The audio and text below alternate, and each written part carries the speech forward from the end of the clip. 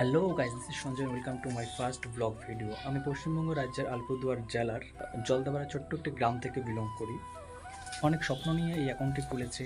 তোমরা পাশে থাকলে অবশ্যই আমার সেই স্বপ্নটা সাফল্য লাভ করতে পারে।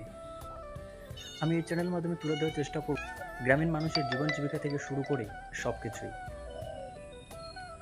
তাই চ্যানেলটি সাবস্ক্রাইব করে পাশে থাকার অনুরোধ রইল।